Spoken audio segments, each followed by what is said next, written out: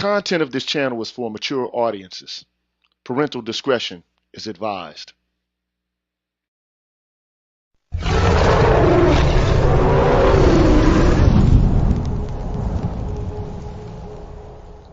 You're tuned in to the Green Gorilla channel.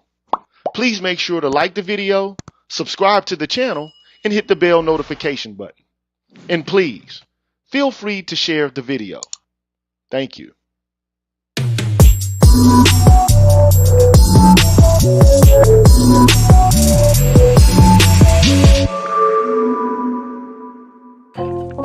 What's good, everybody? How y'all do, man? I'm the G with a PhD. You're tuned in to the Green Gorilla channel, the place where black men get to express themselves freely, straight up with no chasers, man. So, you know, before I get things started, like I always do, man, I want to give an extra special shout out to all my haters out there, man. I know there's some haters lurking. And that's fine, man. And if you're just now, coming in, man, make sure you hit that like button, man. Subscribe to the channel. Hit the bell notification button so you can stay on top of what's going on here on the Green Gorilla channel. And, I want to give a shout out to my man, Leroy Honeycutt, man. You've been gone for a while, man. It's good to see you in here, man. I'm glad you were able to overcome that scourge that they call COVID, man. Shout out to you, brother. You deserve a shout out, man. Real talk. Shout out to you, bro. And shout out to all the people in the chat, man. The sower of seed. We said women's rights was a mistake. I feel you, bro. Abuki Cabal, what's good with you? Javon Thompson, what's cracking? A.L. Evans, what's happening, man? What's good with y'all brothers, man? What's good with Heru Aden Patar? How you doing, brother? And Benoit King, man, I'll give you the lowdown on where I get the music from a little bit later on, man. I picked it up off of YouTube, though, bro. But I'll give you the info in a minute, man. Shout out to Todd Mayette. And other people who are in the chat. Gregory Oliver, what's good, man? And Tim Howard, what's happening with y'all? And also, I got to give a shout out to each and every member of the Green Gorilla channel. So let me take care of that now on both the YouTube and the Patreon side. Because I always give love to the people who, support the channel and to help me to keep it going. So shout out to Rais Muajib, man. Leroy Honeycutt, bruh. Show Me, The Thinker, Broken Blade, Javon Thompson, Life of Commerce, Travis King, Supertech, Waffle Weave, Kisses From Afar, 77 Bass X, and Brian McMurray. Big up to y'all. Big up to Apex Prowler, Karan S., Anthony Davis, BGS Ibmore, Raphael Brown, Carlton Jones, Artisan MC, Damon Brown, Donnell 360, Herbert Lewis, and Seven Coast Dojo. Big up. Big up to Roguish Son, Pulpit 28, Michael Ross, Charles Rogers, Papa Didas, B. Hillfire, Rick Ross, Sandra Jean 955, Brotherly Love 215, Charles Gilmore 3, and Patricia Colley. Big up. Big up to 7Q Pick, Kwaku Asasi, Gregory Oliver, Greg, Barry Little, Alan Wiley, Mr. Valentino, Jason Hales, Black Men Being Brutally Honest, Omni Americana, and Cameron 87. I forgot to shout you out, brother. What's good, Cameron? What's cracking? Big up to Deshaun Nolly, Brian Peaks, Nelso, Kareen Not Karen, Doc LaRock, J. Charles, Mark Holt, Lee Ways, Jeffrey Speed, The Face, and Mark Swift. Big up. Big up to Odd Collar, Donald Watts, Cozy Corner, HipHop.ca TV, Coach DC, Kashif Caldwell, I Am Black Man, Nichita, Mr. Blue Collar, Barnola, and I'm Just Jules, man. Big up to y'all, man. Big up to TD Hip Hop Media, Drew Main, Mr. Heat, Sir Anthony, MLR, Universal 178, Black's Word 404, Rasheed Barnes, Aaron Smith, DH, and C Truth the Revelator. Big up. Big up to Gold Professor, Aaron Infinite, Dr. Tiasan Johnson, Kalan Jakala, Ricky Dawson, Cedric Bowman, True 7360, BK Born Shaheed, James Washington, Hostile A-Def, Delia Pierre 1, Marvin Battle Jr., and I can't forget my brother in heaven, Force Windu. Big up, man. And on the Patreon side, I want to give a shout out to Kevin Marchbank Owens, William Joyner, Javon Thompson, Tyrone Hampton, Jules Winfield, Romello Scuggs, Dornell Smith, Excalibur, Jason Warren, Anu219, Pursuer Prisoner, Taz, Dragon59, Supreme Ibmore, Adrian Hicks, Jay Bailey, Mr. Michi, Mo Mal, and the Sangwa. Big up to all of y'all, man.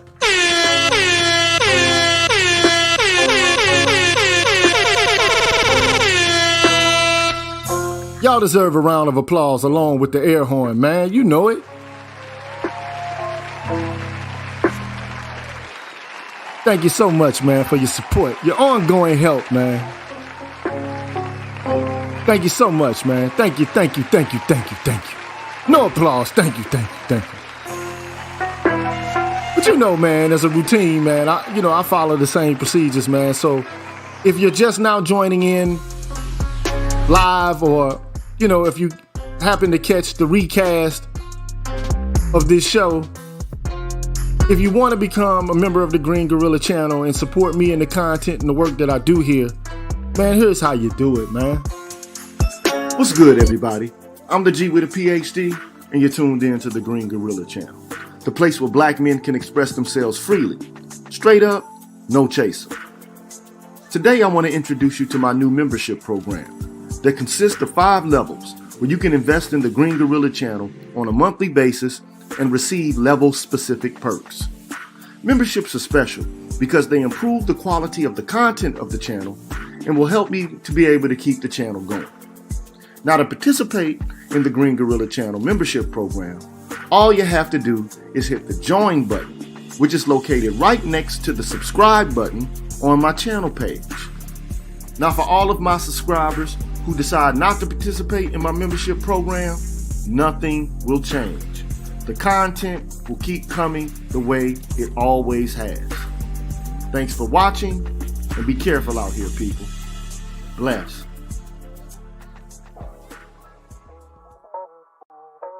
All right, man, we back. You know who I be, man. I'm the G with a PhD. You tuned in, excuse me. You tuned in to the Green Gorilla channel, man. And it's a place where black men can express themselves freely with no chasers. And so, hey, if you get easily triggered, it might not be the place for you. We go through a whole bunch of different, trials and tribulations here on the channel, man. And so, if you have thin skin, you might want to ski it on out. You know what I'm saying? Because I don't want it to come back, man, that you're all triggered, you know what I'm saying? And your feelings hurt. It just is what it is, you know what I'm saying? We gotta speak the truth. At least how we see it. Because in my estimation, the viewpoints that we have are suppressed, stigmatized, and stereotyped, and marginalized, pushed to the periphery, so to speak. Well, not here, man. We speak whatever we feel, whatever we think, whatever we, go through in our ratiocination within our minds, man. We feel free. We feel obligated to speak on it. And there have been some brothers lately, man, speaking up, saying what they feel, saying what they think, expressing themselves fully without being afraid. Shout out to Dave Chappelle, man. Shout out to Jason Whitlock, man. Shout out to Kwame Brown, man. Shout out to all the content creators in the manosphere who've been doing that for a while, though. You know what I'm saying? Shout out to the Angry Man. And, shout out to O'Shea and Kevin Samuels and black men being brutally honest. Just shout out to a lot of brothers out here, man, keeping it popping. Dr. Johnson. Shout out, man. But today, I want to, settle into this topic. It's going to be a little bit cerebral. And it's, highly unlikely it is believable, but it is true. You might not believe it's true, but it is true. I want to make the case that Shahrazad Ali was the inspiration for Kimberle Crenshaw's Intersectionality, man. That's what I want to do today. Shahrazad Ali, man, the woman who came up with the book, The Black Man's Guide to Understanding the Black Woman. Everybody knows about this book and how controversial it was when it first came out. It came out in the early 90s, or either the early 90s. Or the late 80s, early 90s. And so the book inspired a lot of controversy. And, one of the main things she was talking about in the book, Shahrazad Ali, was that, black men have been under purview and critique in Western culture, and especially in the United States culture, for a very long time. But nobody actually pointed a finger in the direction of black women. And so that's what she did. And you already know what she said, and some of you have critiques of Shahrazad for some of the things she said recently and some of the things that, you feel that she didn't say in the past. But, I would like to think that, Shahrazad Ali is just trying to straighten up to some degree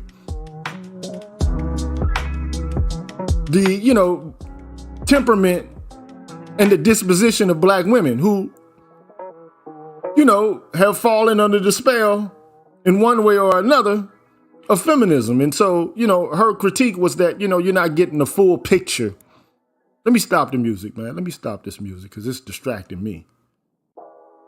It's getting to me. Yeah, let me stop that. So, basically what she was just trying to do was to make black women accountable for some of the things that they do, especially some of the things that they do to black men. And, everybody, went haywire over this book, okay? So how is it that, you got two people on different poles? How could it be possible that, Shahrazad Ali could be the inspiration for intersectionality? Well, as a reaction to what she said, Kimberle Crenshaw developed what I would consider to be the second horn of intersectional theory, all right? So to give you a full picture, I would like to argue there are two horns to intersectionality. On the one hand, you have the distributive horn or the distributive horn. And then on the other hand, you have the retributive horn. And today what I want to say is that Shahrazad Ali was the inspiration for the retributive horn. And retributive as a word or a term is, linked to the word retribution or, equaling out what has been done wrong. Okay, so it's about punishment and it's about justice related to things that have happened in the past. It's a backward looking orientation towards justice. What has been done wrong to one individual such that the other one has to, bear some sort of punishment or offer some sort of retribution for it. So my argument is that, Shahrazad Ali's book was the inspiration for this retributive horn of intersectionality. Now, let me just say this about this second horn of intersectionality. Let me just get it out the way, okay? In essence, this offshoot, this particular branch of intersectionality is at its core an apology for the expansion of the carceral state under the framework that women are unjustly and arbitrarily subjected to male dominance via violence and the R word. You know what it is.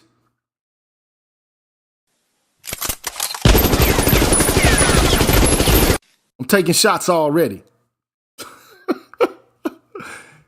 Yeah, that's right. Let me repeat that so you get it through your head. It's an academic theory, intersectionality is, in its retributive phase. That is an apology for the expansion of the carceral state under the frame that women are unjustly and arbitrarily subjected to male dominance via violence and the R word.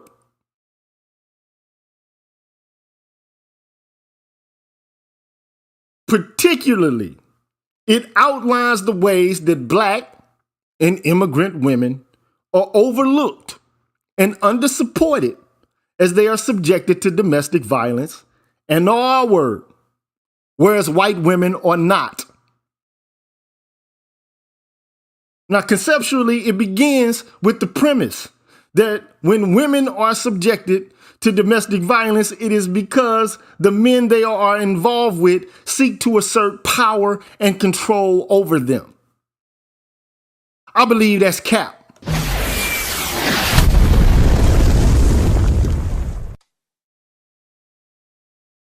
CAP. I'm just telling you what I think based upon my experiences, and not only my experiences, but my investigation into these matters, based upon my scholarship and my erudition. Now, this premise, which is a false white premise,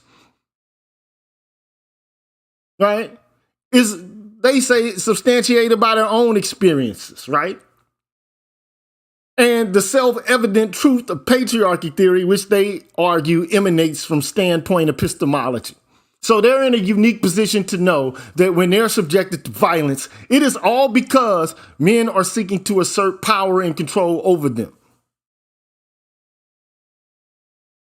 I'm sorry, but the establishment of a theory that does not engage the social scientific literature on domestic violence, it just starts off with the premise that there are these men who seek to assert power and control over women.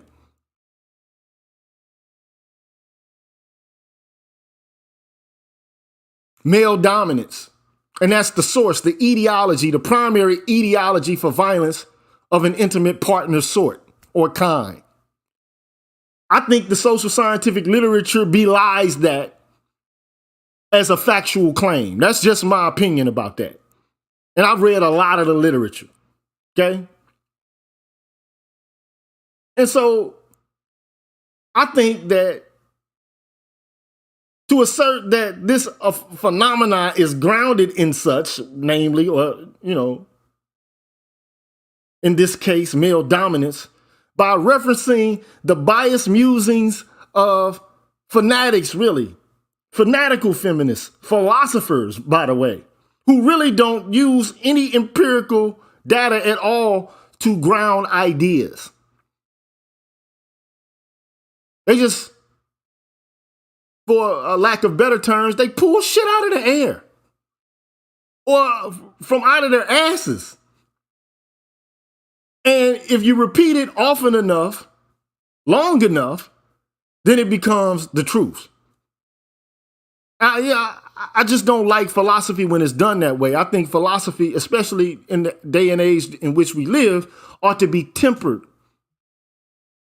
by scientific methods of research, particularly falsifiability. But that's not happening in the halls of the academy. What's happening is you got a group of political theorists who have a conclusion already reached and drawn out, and they're using that conclusion as a driving motivation for the development of further research. It's classic confirmation bias. Classic confirmation bias. And the question is, how long will this paradigm continue or persist? How long will it go on? It seems like it's going on forever, if you ask me, but there have been people to challenge it. But I think that when you do this, right, not only is it erroneous and intellectually inept, but it's socially irresponsible because you're not really actually getting to the root of the problem. I've said this before. I've said it over and over again. Now, let me just say this, man. I want to make it perfectly clear. There was no need for Crenshaw to justify the claim that women are subjected to male dominance via violence and the R word, because the goal was not actually to prove the verity or the truthfulness of the claim, but merely to jockey for resources for Black and immigrant women that were primarily dispersed and allocated to white women. That's what it's about.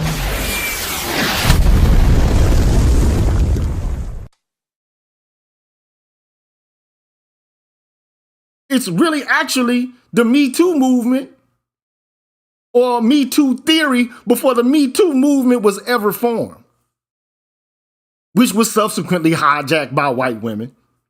But in this instance, it is a case in which black women are saying, we need resources too, because we're being battered and raped by the men in our communities too, but we're being overlooked because we exist on the margins. We exist on the fringes of American society or Western culture in general. And further, they go on to say, well, race politics is not useful to us because race theory centers black men. And this, early 90s now. When you talk about race, it centers black men, right? They also say the feminist theory doesn't work for them because it centers white women. So this is where, they come up with the whole term of intersectionality, meaning that they're marginal groups within marginal groups, and they're always pushed to the periphery such that their own interests are not highlighted. Now, my goal is to demonstrate that intersectionality theory is not only erroneous empirically and philosophically, but to make the case that it is fundamentally unjust and seeks to demonize outgroup men. In this case, black men, for the sake of procuring power and resources so that black women can dominate black men by utilizing white power dynamics, in this case, the carceral state. That's a lot to take in.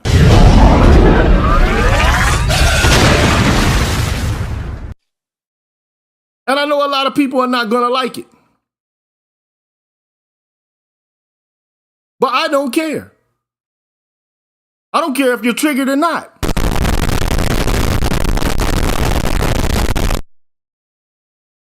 Because I'm here to represent what I feel to be the actual case about these matters.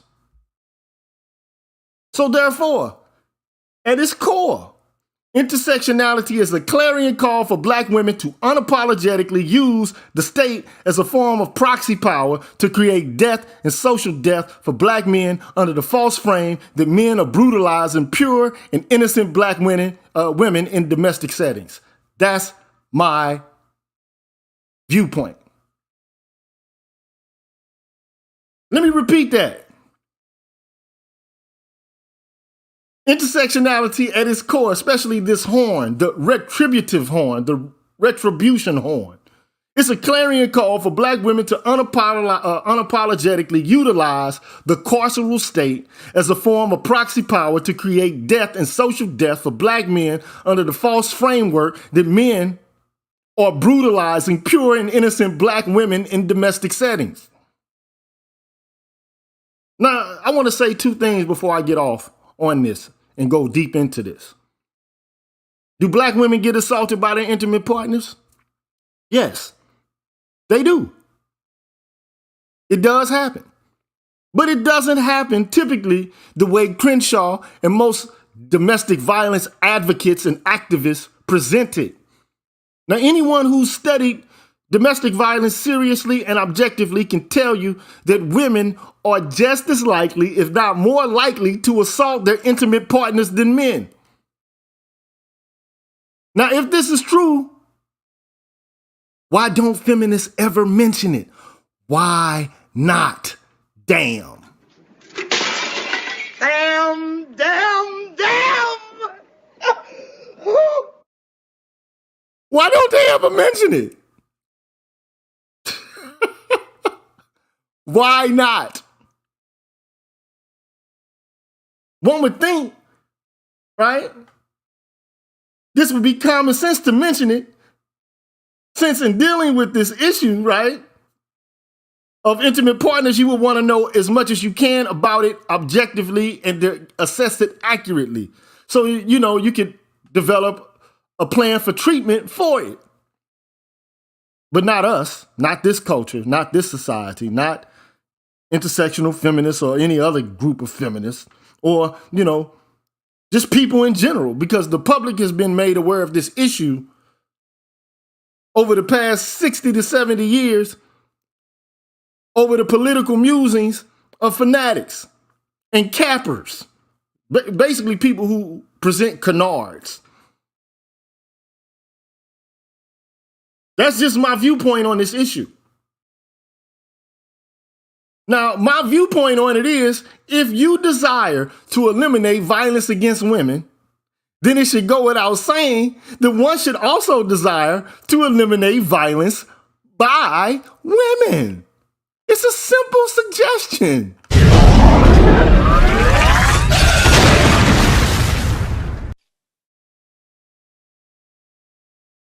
And where am I coming up with this? You know, like one could argue, okay, well, Gigi, ain't you just pulling this shit out of the air? Is there any evidence for what you say? Is it true? Is it really true that women are doing the same things that men are doing in the context of intimate partner relationships?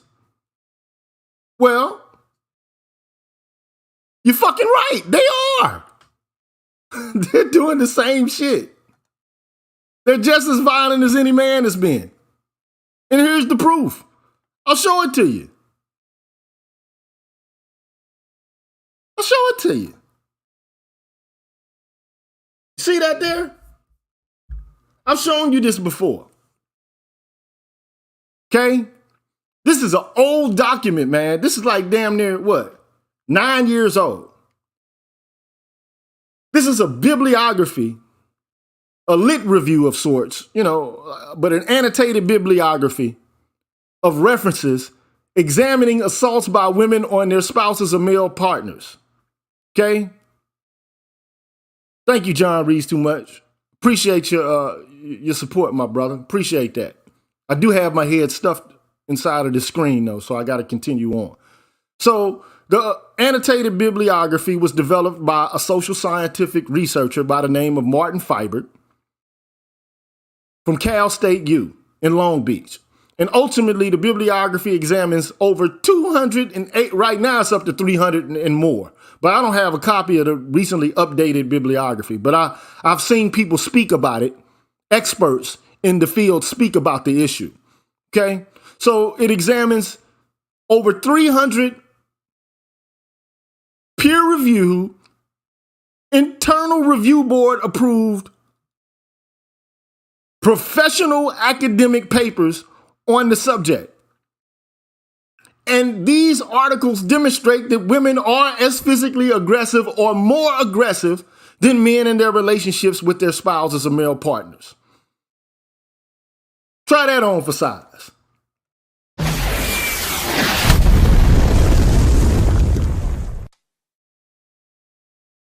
You didn't read that wrong. So if it's the case that women are just as violent as men, if not more violent than men, then why are we continuing with this narrative that there's something that exists called violence against women? It would just seem to me that there's violence. There's violence. But yeah, I'm not saying that there aren't cases in which men assault women. I think that there are. But there are also cases in which women assault men. And speaking of which, this is a research paper developed by some Harvard University professors. And ultimately, this is what they have to say about it. All right, this is the abstract from the paper. Okay? We sought to examine the prevalence of reciprocal and non-reciprocal intimate partner violence and to determine whether reciprocity is related to violence, frequency, and injury. So their methodology. We analyzed data on young U.S. adults from the age of 18 to 28 years from the 2001 National Longitudinal Study of Adolescent Health, which contained information about partner violence and injury reported by 11,370 respondents on 18,761 heterosexual relationships. The results? They said over, or just about, not over, but a little underneath a quarter of all relationships had some violence. And in those relationships, half of those were reciprocally violent, meaning it wasn't just the man being violent, the woman was also violent. But one, could bring up the case, well, isn't it the case that women, are just fighting back?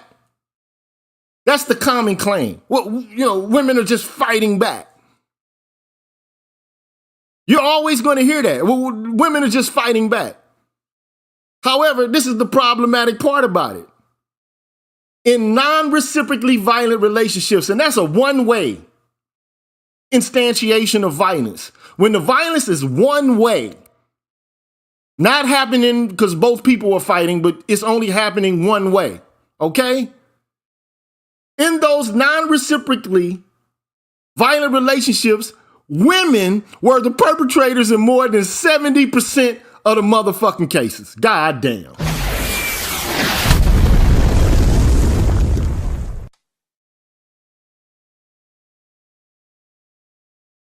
Huh? Huh? Are you starting to understand a different picture than the one that you get on Lifetime television? Man, I don't give a fuck if you're a black nationalist, a member of the Nation Islam, in a fraternity, whether you're, a Muslim, a Christian, whether you're straight, gay, bi, trans, whatever the case may be, man. The truth is the truth, man. And most people are subscribing to the popular wisdom on this and, the common sense on it. But common sense is not common. We're relying on anecdotes and folk tales and the philosophical musings of women who, might have had some troubled histories. But this is perceived as the gospel. These people have made this shit up. And that's what's so strange about it, man. It's strange that academicians would be pumping this shit out.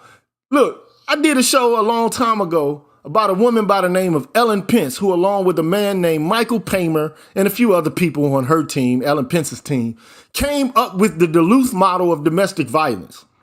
And in their creation of this model, they basically said, we use Christianity and the notion of guilt to try to drum up a theory, and we were operating under a paradigm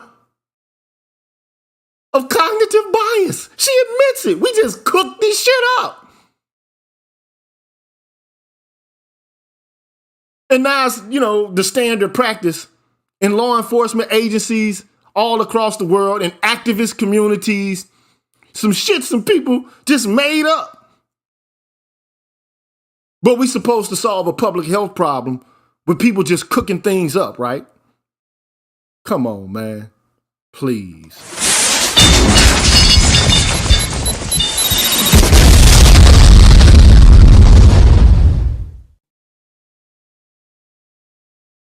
That's the intellectual dishonesty or the intellectual ineptness of it all.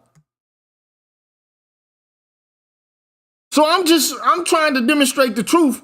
Now, you can, draw your own conclusion about where this needs to go and what direction it should head, but I'm just presenting the information. So you can make of it what you want. Anyway, man, going on. They say reciprocity, meaning both people are fighting each other. Now, you already have seen that in the vast majority of instances, especially of the people in this sample group, women were the primary ones who were violent. But when there was bivalent violence or reciprocitous violence, right? Men were more likely to inflict injury than were women. Duh. You keep fucking poking and picking and scrapping at a motherfucking man. What do you think is going to end up happening to you? God damn.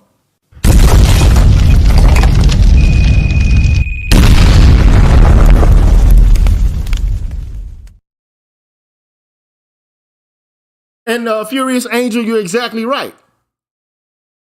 Furious Angel is right on point with this because the woman who founded the first domestic violence shelters, her name was Erin Pizzi, and she realized that damn near 2/3 of the women who were in her shelters, which were eventually co-opted by radical feminists in Britain, they just hijacked her shit and threatened her with violence. Kind of funny, you know, for a group of women who are trying to decry violence, to use violence as a method by which to fulfill their political objectives. But, you know, whatever.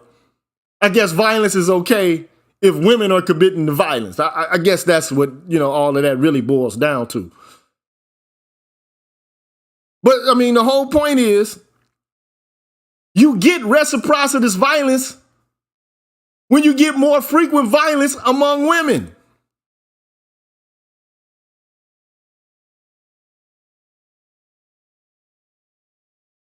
And here's the hitch. They argue the reciprocal intimate partner violence was associated with greater injury than was non-reciprocal intimate partner violence, regardless of the gender of the perpetrator. So if the violence is as pronounced as they say it is and it's going one way, it doesn't bear out evidence, you know, in the evidence, rather, that like these polypurebreds are just getting beat up and hurt and sent to the hospital. No, they go to the hospital when they're actually engaged in fights with men, most often because they provoke them. Do you hear me, man?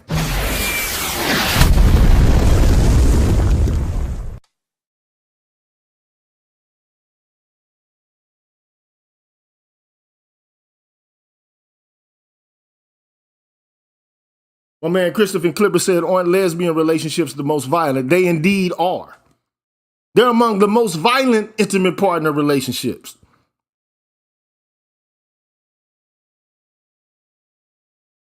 But they don't talk about that. They never discuss that.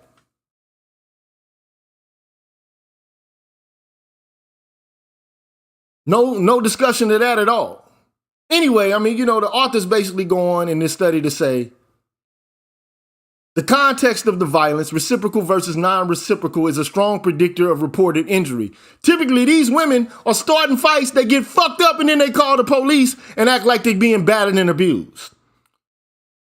That's what I gather from this shit. That's what I'm getting from this. I don't know what you're getting from it, but that's what I'm implying from this.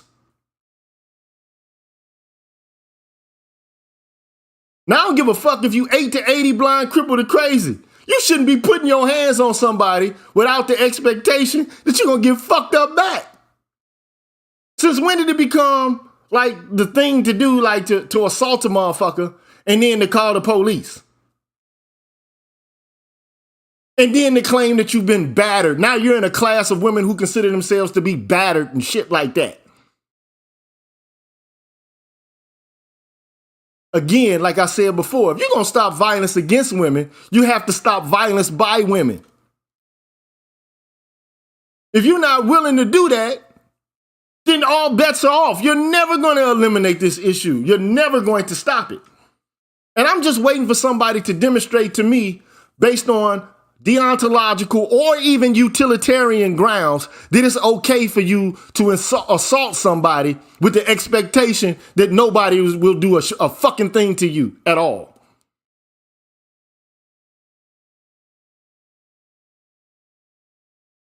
I want to hear an argument about that. On deontological grounds, meaning Kantian theory, it's okay for me because I'm a woman to assault a man. How can you universalize that? Because the categorical imperative says you can only operate by a maxim that you can at the same time will to be a universal law governing all within a kingdom of ends. So you can't say, oh, well, it's okay for me to strike somebody, but if they strike me, oh, that's just immoral. How the fuck can you come up with that? You on deontological grounds, you can't do it. Perhaps maybe you could come up with an argument on utilitarian grounds and say, well, women are harmed more.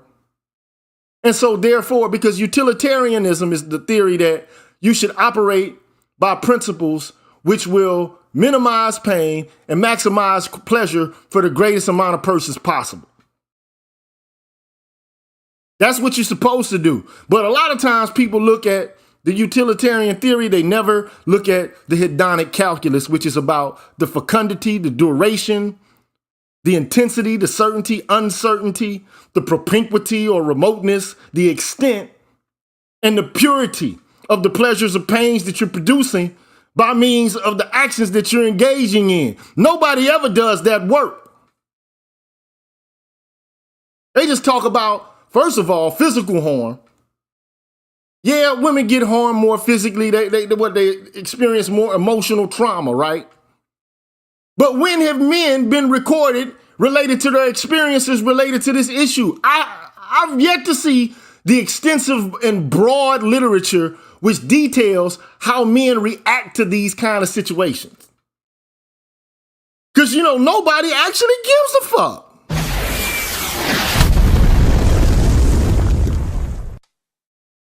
Nobody actually cares.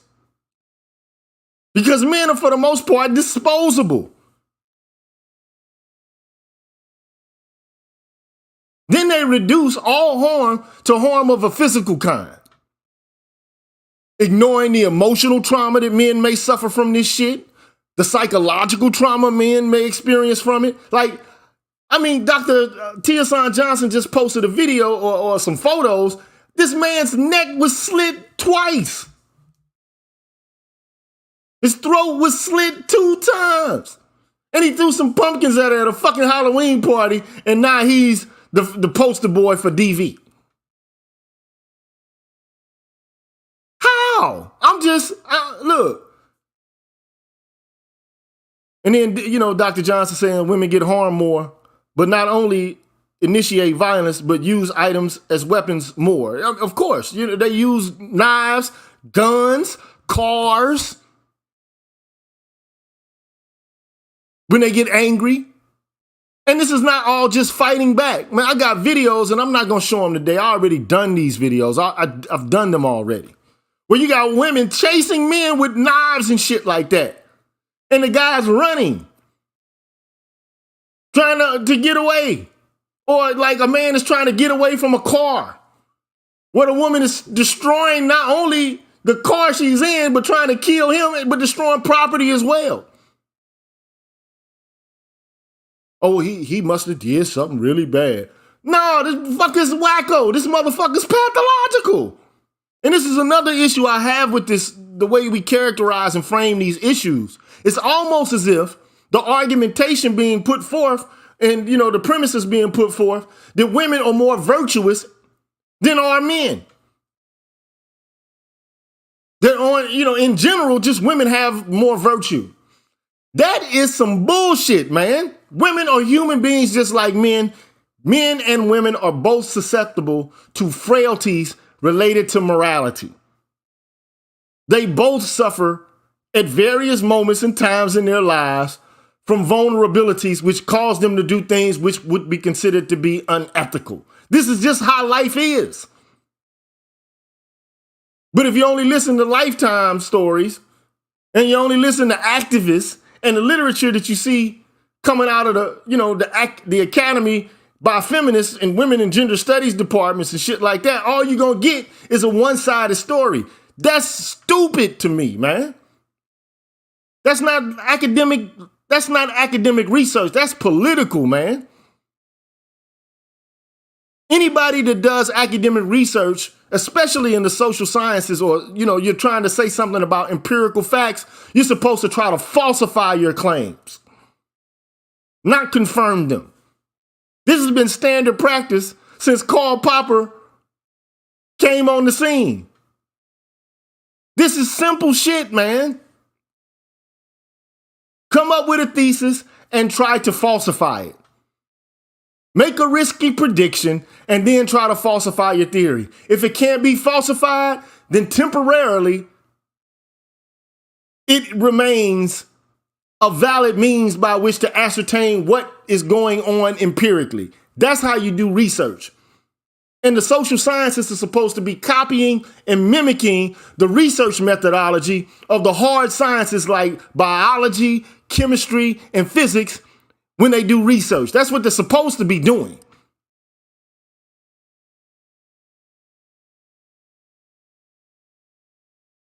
But I digress, man. I'm moving too far away from the path of rectitude.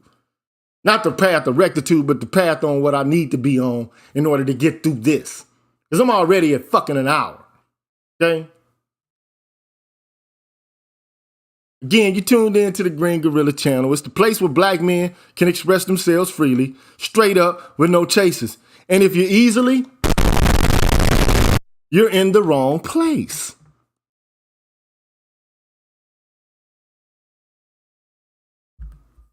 Word to the mother. Now, another thing that, before I move forward though, another thing that I want to demonstrate is my sensitivity to anybody that's harmed, whether they be male or female. But do black women get sexually assaulted? Yes, it happens. And when such a thing happens, it's tragic. And men should be punished for doing so. And there is public approval for men being punished for committing such acts. But the problem is that feminists never admit that women are also sexual assaulters.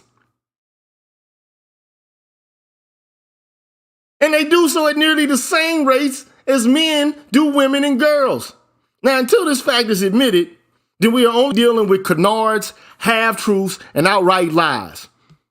Now, if these people are serious about eliminating violence against women, it's imperative that they stop violence by women, or at least admit it, so we can begin to work on it from both sides.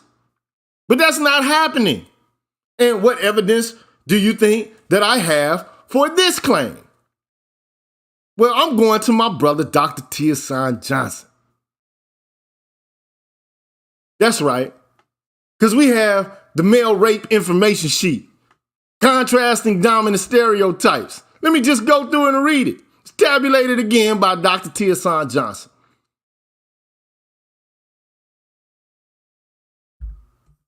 Thank you, MLR. Appreciate you, my brother. Thank you for that kind and generous donation. Thank you. And if you're out there, please like the video, please share it, subscribe to the channel, and offer some support if you have the capacity to do so. Because you're not going to get information like this from very many sources. You can believe that. Thank you. Anyway, Dr. Johnson says information on male rape is fairly recent because rape has always been defined as something only women experience.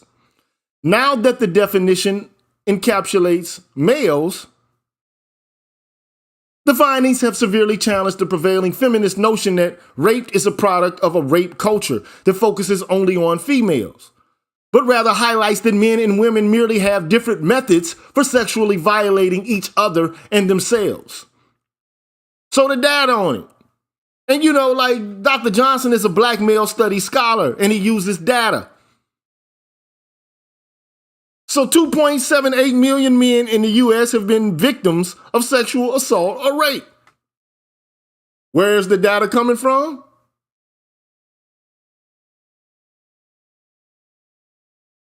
rainn.org/get/information/statistics sexual assault victims. So you can go look it up. Number 2. From 1930 to 2012, the FBI defined forcible rape for data collecting purposes as the carnal knowledge of a female forcibly and against her will. Eventually, localities began to rebel against the limited gender-bound definition. In 2010, Chicago reported 86,000, this is one city now, 86,767 cases of rape, but used its own broader definition, so the FBI left out Chicago stats. Finally, in 2012, the FBI revised this definition and focused on penetration with no mention of female or force. Although helpful, this definition still ignores made to penetrate situations for males. Okay. Number 3, A recent analysis of the Bureau of Justice Statistics turned up that 46% of male victims reported a female perpetrator. Can you imagine that?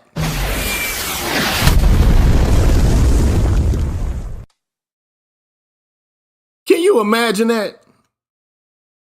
1 out of every 4 black men and black women have experienced rape, physical violence, and stalking by an intimate partner in a lifetime. Now, let them tell it. They're the ones getting stalked. They're the ones being assaulted. They're the ones undergoing all of this, and we need to have some commiseration from them. Or for them, rather. Some empathy extended towards them and work on solving the problem. But it's a two-sided problem. It's a Janice-faced issue. It's not just an issue for women.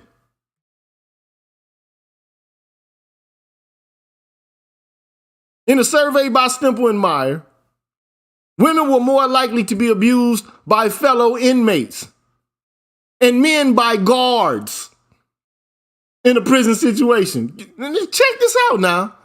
Women were more likely to be abused by fellow inmates and men by guards. And many of the guards were female.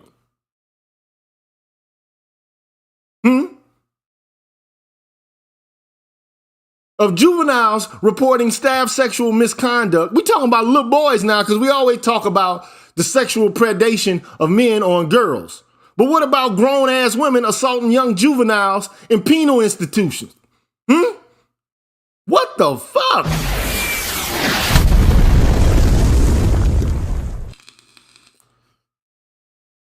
And remember what I told you. As far as I'm concerned, in its retributive phase, I'll repeat this again. In its retributive phase, because it also has a distributive phase. But in the retributive phase, intersectionality is an academic theory that's an apology for the expansion of the carceral state under the frame that women are unjustly and arbitrarily subjected to male dominance via violence and rape. That's what it is, bruh. That's what it is. Now prove me wrong. I'm waiting for somebody in the comment section or some random crackpot academician to come and to prove me wrong.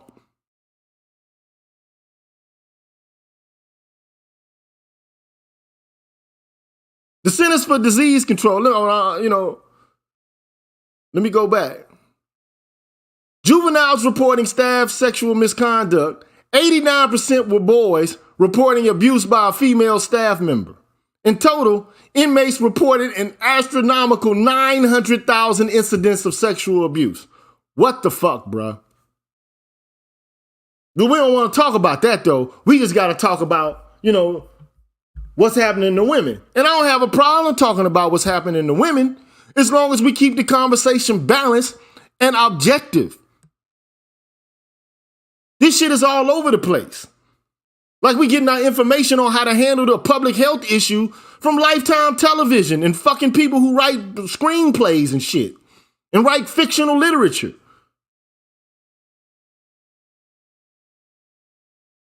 It's ridiculous, man. This is not erudite at all. But anyway, Centers for Disease Control invented a category of sexual violence called being made to penetrate. This definition includes victims, male and female, who were forced to penetrate someone else with their own body parts, either by physical force or coercion, or when the victim was drunk or high or otherwise unable to consent. When those cases were taken into account, the rates of non-consensual sexual contact basically equalized, with 1.270 million women and 1.267 million men claiming to be victims of sexual violence.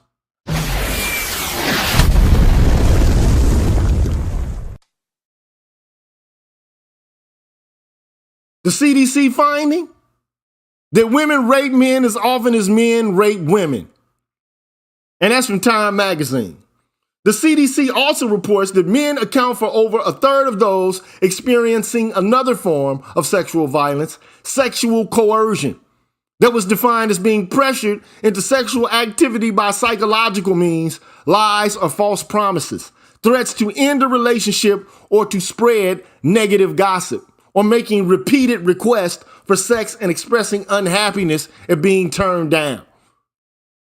I've seen videos where women are like, he better not turn me down.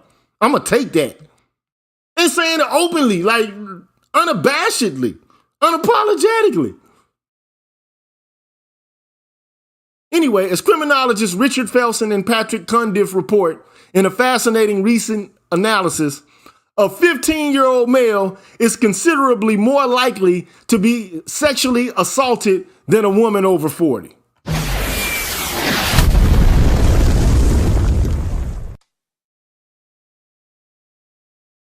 So all you old ass, dried up, wrinkled motherfucking ass women, man, ain't got shit to worry about.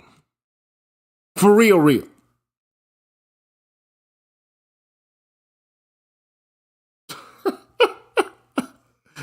Not for real, real. I'm gonna do the end of Lottie Dottie from Slick Rick. Come on, man. I'll post all this shit out here, man. I'll put it all out here. I'll put it in the description after the video is over with, man. Okay?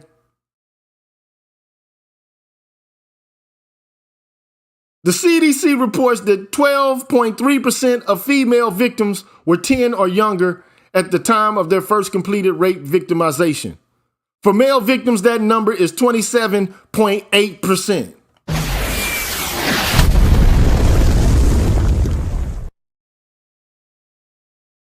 When you add up made to penetrate cases, rape by the newer FBI definition, and prison sexual assault rape statistics, men, statistically black men especially, experience rape at much higher rates than women do annually. Burn them in the flames.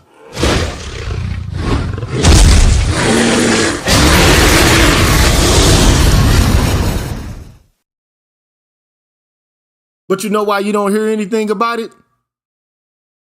For one, you got men who believe that they're supermen. Like, one of the greatest vulnerabilities of men in Western culture is that they think that they're supermen.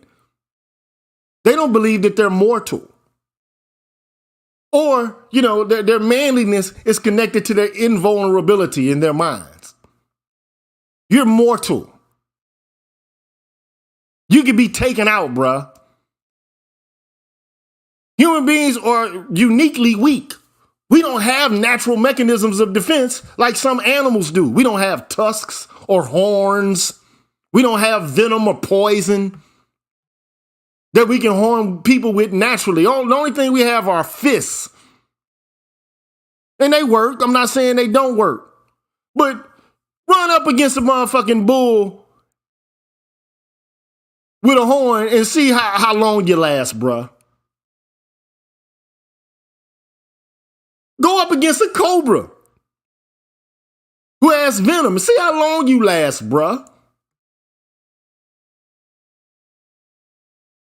If somebody catch you by surprise, man, you done. It don't matter if it's male or female. It doesn't matter if they 8 to 80, blind, crippled, or fucking crazy. You are vulnerable. All somebody got to do is stab you in your neck. You're done. I'm just saying. So all somebody has to do is squeeze a trigger. Put 5 pounds of pressure on a trigger, you're dead. All somebody gotta do is take a razor to your throat. You're dead. All somebody has to do is hit you with a car. You're dead. You're not invulnerable. You're not immortal. You are mortal. You're a human being. And humans are frail by nature. The only way we're able to overcome nature is through our use of tools. And those tools equalize situations. You could be Lee Haney or some shit. Ronnie Coleman. Roll up on a motherfucker with a Smith & Wesson. Ronnie Coleman ass will be laid down when it's heyday. Of course, now, you know, I'm not speaking on people, you know, in the glory of the past, but I'm making a reference to, you know, reality.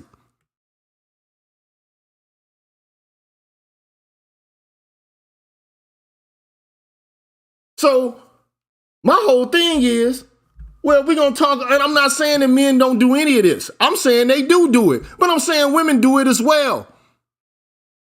But we don't want to have an honest, open, and earnest conversation about this. And in order to solve this problem, I'm telling you what's going to have to be done. Academicians, especially those people, who claim to be, scholars who do African American studies and intersectionality and all this shit. The first thing that's going to have to happen is you're going to have to stop hiding evidence that demonstrates that women are also violent. You're going to have to stop that. You're going to have to stop avoiding evidence that demonstrates that women are also violent. And stop suppressing evidence to the contrary to confirm your political presuppositions. Again, this is targeted for black academicians who are supposed to be in the business of uncovering truth and disclosing beauty and wisdom. But hey, I guess it's cool to virtue signal and grandstand. That's the easiest way to go. That's not courageous. Also for you academicians, man, stop performing selective citations of crimes against women and girls by men while ignoring or avoiding crimes against men and boys by women. Stop it. You're not solving the problem. You're making things worse by actively misdiagnosing the essence of the issues. And also, man, stop publishing conclusions that do not exist in the data so as to achieve your political objectives. Stop doing that. I'm openly admitting that men do some heinous things, but it just seems impossible in this culture for society in general to admit that women can perform heinous acts. I just don't get it. Women, too, are human beings. And for you white folks out there in the academy, stop blocking publications and the proliferation of information that does not confirm feminist assumptions, man, about men and boys. Stop that bullshit. I was watching Why the Last Man the other day, man, and the psycho broad who runs the damn store. I'm putting spoilers out here. The psycho lady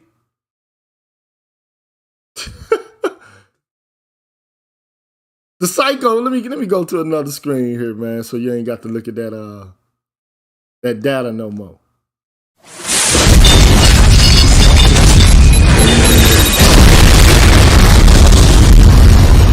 I would have an effect going on.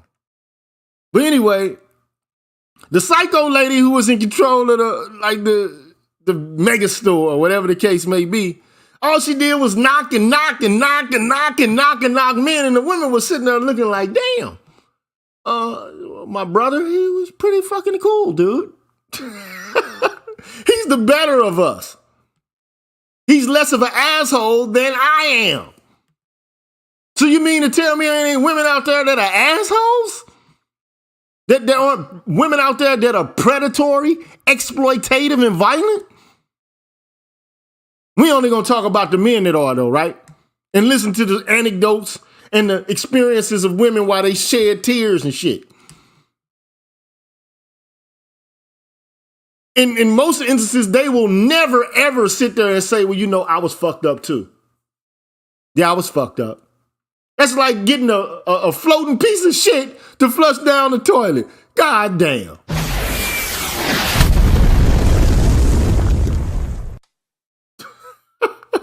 You know how hard it is to get a floating piece of shit to go down the toilet, bro. Damn.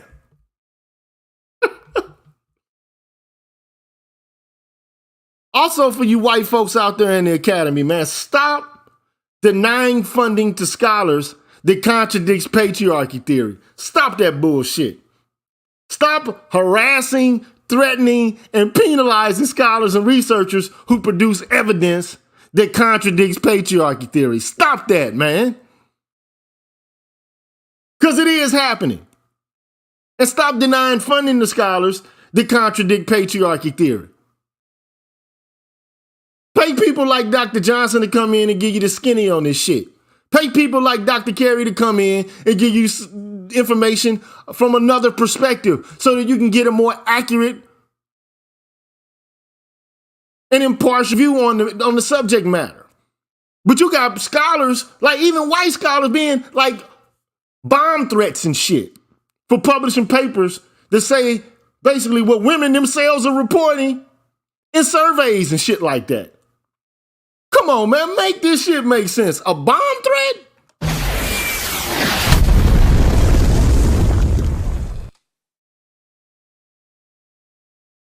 I wish a motherfucker would threaten me with a bomb or come to me with that bullshit.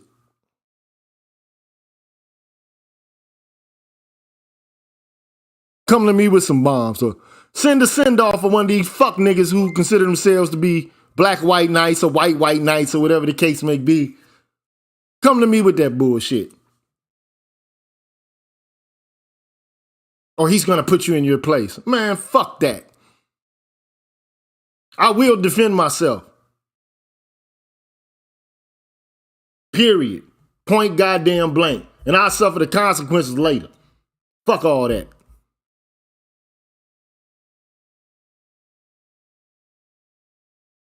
Thank you, Chocolate Thunder, for subscribing to the Green Gorilla channel. Appreciate that. But let me get to the main thrust of what it is I'm trying to demonstrate. I told you, I haven't covered it yet. All of this has been preliminary. But I'm going to show you that Kimberle Crenshaw directly quotes the work of Shahrazad Ali. Now, this is a fucking attorney, bruh. This is a law professor quoting a fucking layperson and developing a theory to shut our ass down. Now, what the fuck is that about, man? I'm asking the question to Kimberle Crenshaw. If you ever run across this shit, what the fuck is that?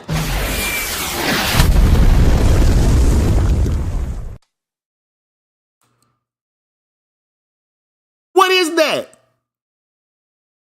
I never knew that it was, like, are you gonna start quoting, like, lay people in fucking academic journals and shit and what they have to say about the matter? What part of the game is that shit?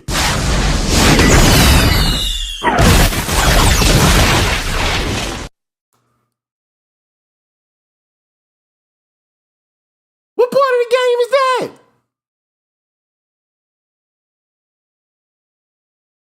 I don't consider that to be very erudite at all. I think that's some straight bullshit as far as I'm concerned. I'm just telling you.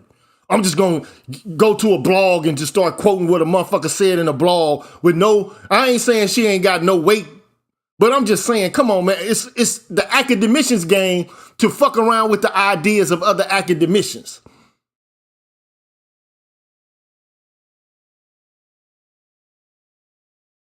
And the arguments of other academicians.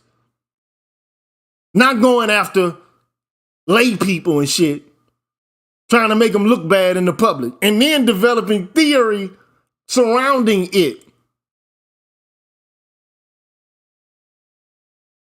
Talk about punching down. Damn.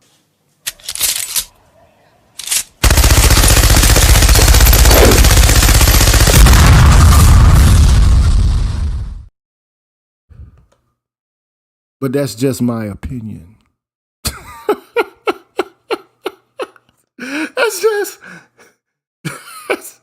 That is just my opinion, man.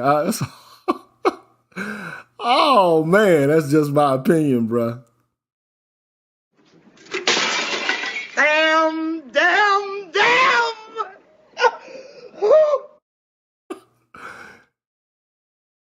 Shahrazad had a feeling like that? Damn. Jesus Louises, help us pleases, man. Oh, shit, man. Let me stop clowning, man. Let me stop, bro. So let me get to it, bro. I'm just going to show you. I can show you better than I can tell you. I'm from the Show Me State. It's on the front and the back of the plates, bruh. You feel me? I can show you better than I can tell you, bro. Here's her paper, bro. This is like the second paper that was ever written on intersectionality. Real talk. Let me do this. Go to view, read mode. Bam, so there we have it.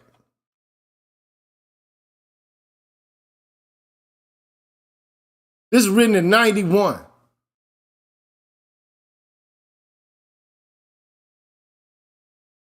Stanford Law Review, 1991. Okay? Just so you know. It's called Mapping the Margins. Intersectionality, Identity Politics, and Violence Against Women of Color.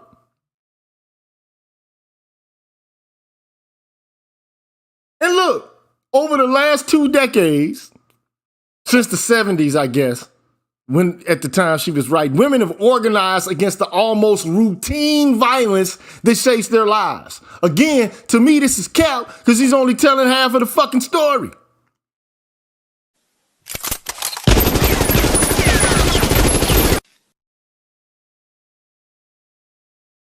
Look, drawing from the strength of shared experience. So all women share the experiences, right, of being abused by men.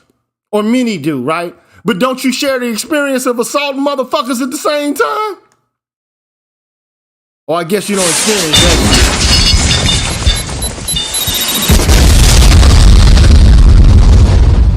Oh, you forgot all the experience about you assaulting that motherfucker, right?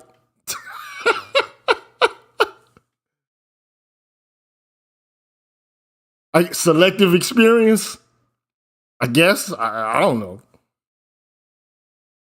Anyway.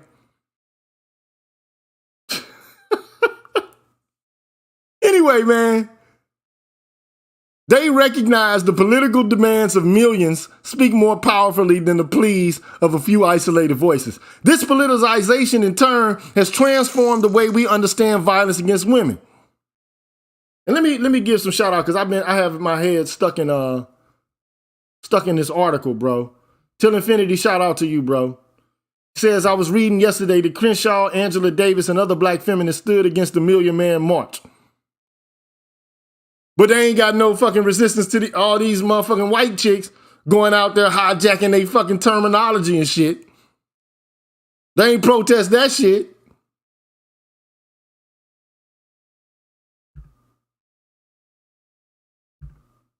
Now, did they?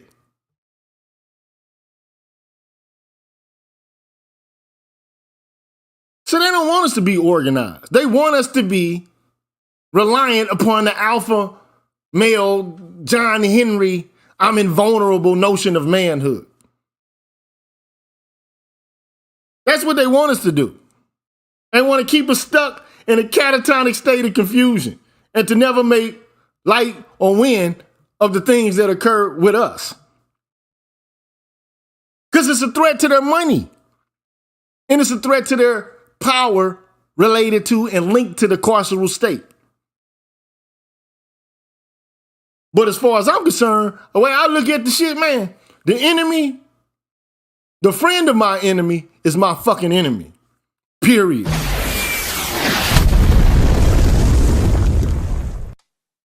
I don't care if you male, female, black, white, red, brown, purple, yellow, straight, gay, bi, trans, don't matter. If all you got is lock a nigga up, that's all you got? Based upon what white women say, oh, we're abused. And all. Man, come on, man. The data belies the whole argument. But this is where their bread and butter is. This is the thing that drives. I'm telling you, more than any other area of feminism, this is what drives it all. This whole notion that they're subjected to wanton and indiscriminate violence and that they're all poly purebreds who are getting cracked upside the head for putting too much butter on the toast or some shit. Come on, man. We got to do better than this, man. This is crackpot bullshit. We got to be able to do better than this.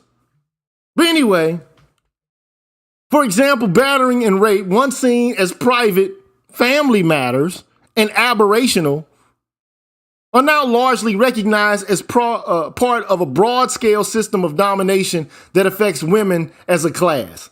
Now, I'm just giving you evidence, man, from social scientific research that has existed over fucking 40 to 50 fucking decades. Now, the question is, what do you want to do with this information? You want to, continue to, listen to what the feminists have to say about it, or you want to listen to what social scientists, and some of the social scientists are feminists, so you got to be able to separate the wheat from the chaff related to that as well. And I'm willing to admit men do some fucked up shit, but so do y'all. Women do the same fucked up shit.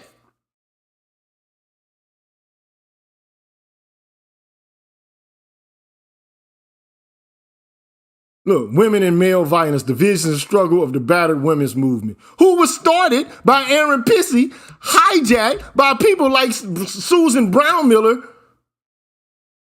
who's a fucking racist, relied on racist social scientific data from the era directly after Jim Crow that characterized black men as brutalizers and rapists.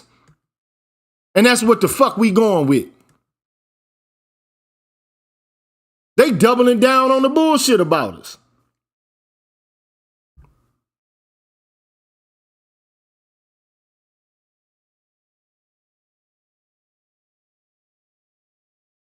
Brotherly love, you right, man. Daffy dance. Hey, look, and this is what some people just don't realize. A coon is a coon. And black women can be coons too. Black men don't monopolize coonery.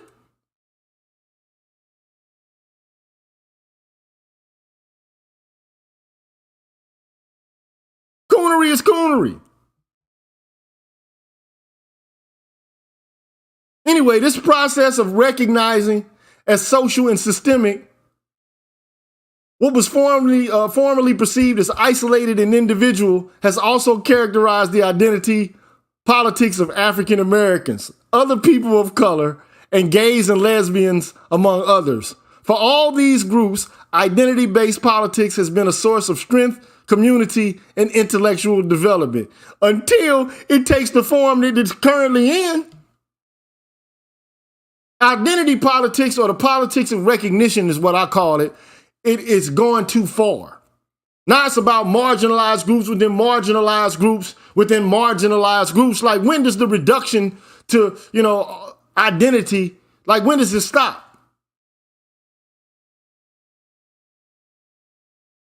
When did we finally get back to looking at the larger structural issues based on truth? To me, this shit is a distraction. And it's a means by which to prevent actually rectifying some of the historical injustices that have existed within the context of American society and culture. Now we're focused on this shit. This is the new woke shit.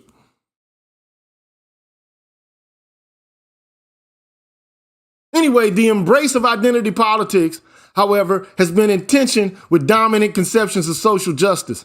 Race, gender, and other identity categories are most often treated in mainstream liberal discourse as vestiges of bias or domination.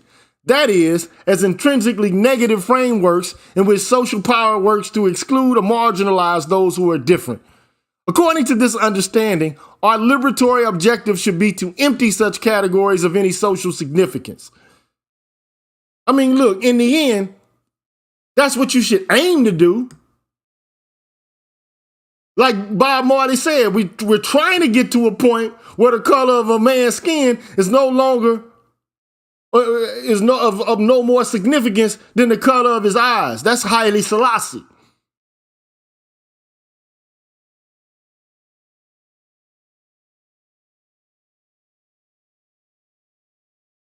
Anyway, she goes on to say, implicit in certain strands of feminist and racial liberations movements, for example, is the view that social power in delineating difference need not be the power of domination. It can instead be the source of social empowerment and reconstruction. I mean, she goes on to talk about, identity politics. Look, let me get to the essence of what she says about identity politics. The problem with identity politics is not that it fails to transcend difference, but rather the opposite. It frequently ignores intra-group differences. So in other words, she wants to highlight the differences that Black women experience within the context of race and as being a woman. I already let you know that, okay? And she's going to basically end up saying race politics doesn't work for them, nor does feminist politics work for them.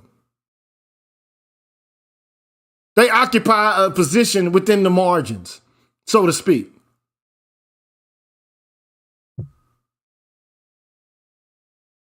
Ignoring difference within groups contributes to tension among groups. Another problem of identity politics that bears on efforts to politicize violence against women, as if this is the only. So all I'm saying is this woman is basically taking up the tack of white women and basically saying, me too, us too. We suffer from this too, but we don't get the resources that these bitches get. Essentially, that's what she's going to end up coming, to the conclusion of. And her objective in this article is to advance the telling of the location, the intersections, right, that women of color have, by exploring the race and gender dimensions of violence against women of color. She ain't gonna tell you what Black women are doing or any other women of color are doing. They only gonna say that these women are fighting back, which we know is a fucking lie.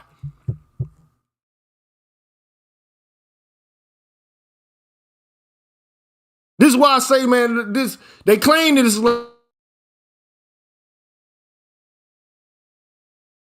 first people to hijack some shit. Wasn't the people, white women doing intersectionality, it's the Black women hijacking the white feminist talking points.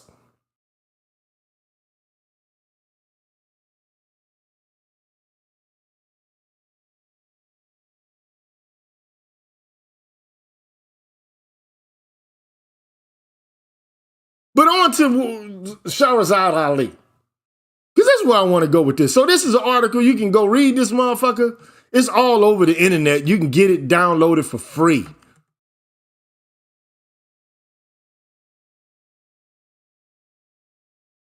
It's free, bruh. But I want to, because I don't want to be here all damn night. I'm already damn near close to the 2-hour mark. I got an hour and 30 minutes in. But I want to show you what she says about Ali. And my question is, what is Ali doing in a fucking article in the Stanford Law, like for Stanford Law Review? Why? Why, bruh?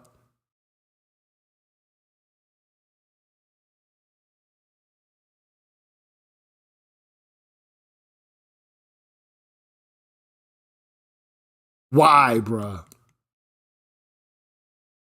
I'm getting to it, man. I got to skim through it because I don't want to miss it. Here it is, the politicization of domestic violence. This is where you're going to find it. If my memory serves me correct. There it is. You see it right here. The Black Man's Guide to Understanding the Black Woman. My question is, what is that shit doing in the Stanford Law Review? What the fuck, bro? Okay, here it is right here. Within communities of color, efforts to stem the politicization of domestic violence are often grounded in attempts to maintain the integrity of the community. The articulation of this perspective takes different forms. Some critics allege that feminism has no place within communities of color, that the issues are internally divisive, and that they represent the migration of white women's concerns into a context in which they are not only irrelevant, but also harmful. So she's trying to argue against what the kind of positions that we hold. At its most extreme, This rhetoric denies that gender violence is a problem in the community and characterizes any effort to politicize gender subordination as itself a community problem. This is the position taken by Shahrazad Ali in her controversial book, The Black Man's Guide to Understanding the Black Woman. In this stridently anti-feminist track, Ali draws a positive correlation between domestic violence and the liberation of African Americans. Now, this is straight fucking like hyperbolic, bruh. Because this is not what Shahrazad Ali does.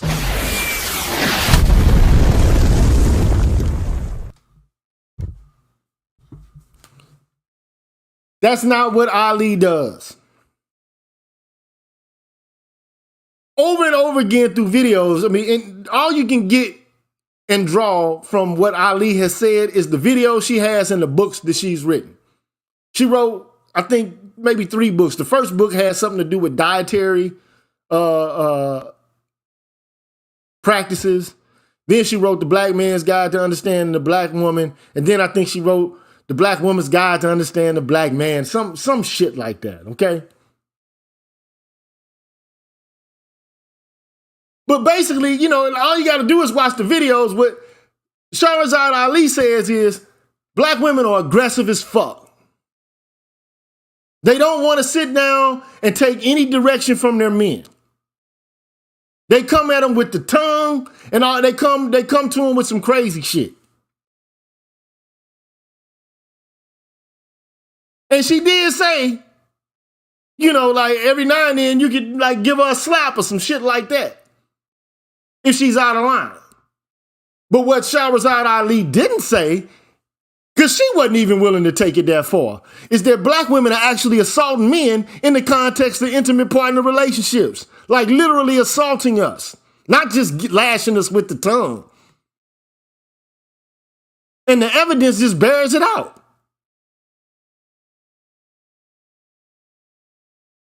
The social scientific literature confirms that women are just as likely to assault their male partners as men are to assault their female partners. Period. The only thing they got is this asymmetrical argument where, well, men cause more harm. Well, motherfucker, don't put your hands on a man then. Typically, men are simple to please. Just don't fucking get all of it in our face with some stupid shit. You'll be all right.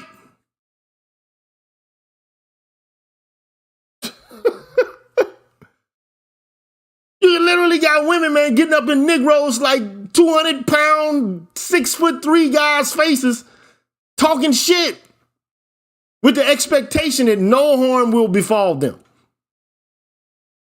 Slapping, spitting, punching, all kind of crazy shit.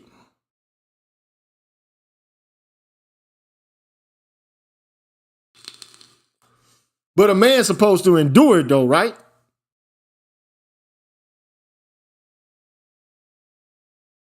You're supposed to just sit back and take that, right?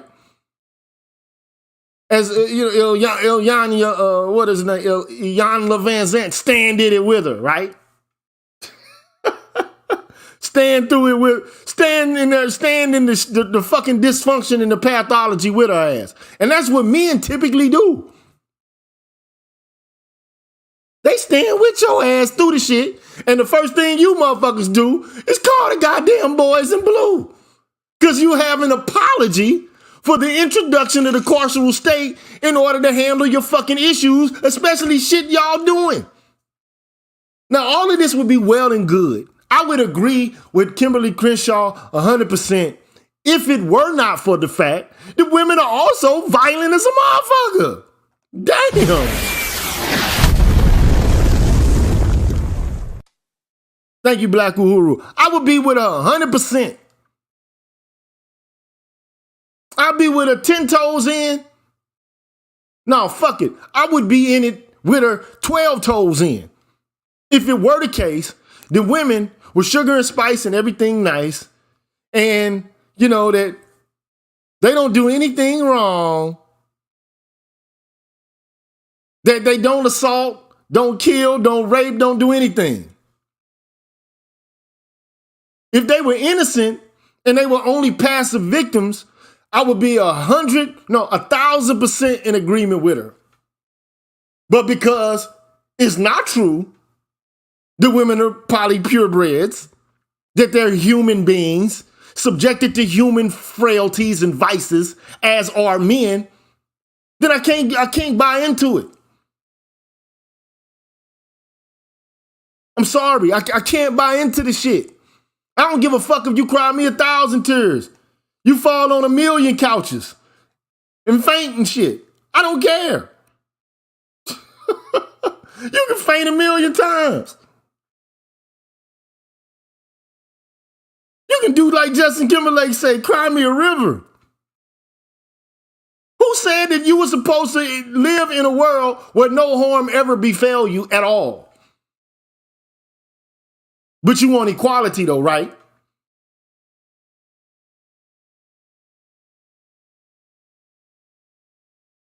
Any broaching of this subject, right, breeds resentment.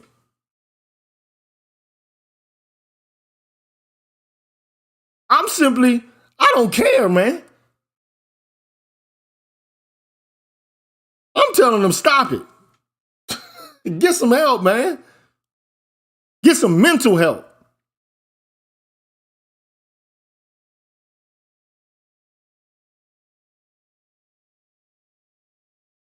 Anyway, man,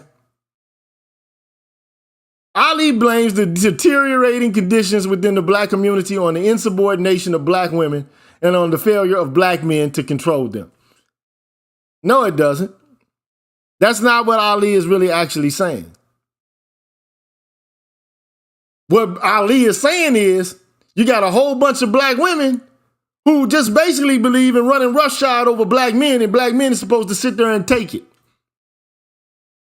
The women also, what Ali basically introduced into the public conversation was that women are also abusive. She didn't go as far as she should have gone because she didn't tell the whole truth. Ali didn't even tell the whole goddamn truth.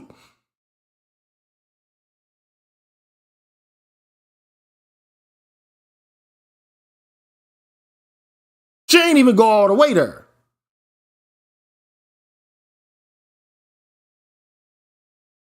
She should have gone there because she know damn well, man, but you are not going to tell me that black women don't know that they're violent. There's no fucking way you're going to get me to believe that shit. They know exactly what the fuck they doing. Come on, man. No. No, no, no, no, no. Too many times that they come together and have conversations and strategize on what they're going to do. They're too social and manipulative not to know what the fuck is going on. I don't have time to play games.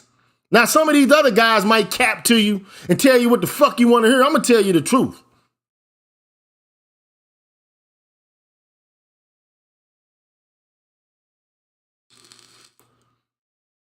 So anyway, Ali goes so far as to advise black men to physically chastise black women when they are disrespectful. While she cautions that black men must use moderation in disciplining their women, she argues that black men must sometimes resort to physical force to reestablish the authority over black women that racism is disrupted. Ali's premise is that patriarchy is beneficial for the black community, and that it must be strengthened through coercive means if necessary. Yet the violence that accompanies this will to control is devastating, not only for the black women who are victimized, but also for the entire black community. Again, both of these motherfuckers capping. Both of them ain't telling the truth. They both lying. They both ain't revealing the nasty little motherfucking secret.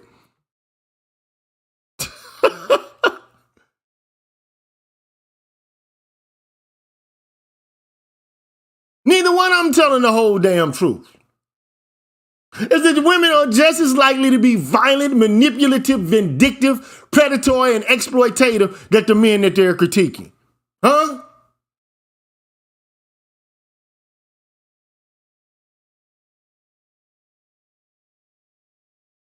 We don't even want to get into broach the subject of the violence that women enact on children by means of corporal punishment and other areas of life. We don't even want to go there.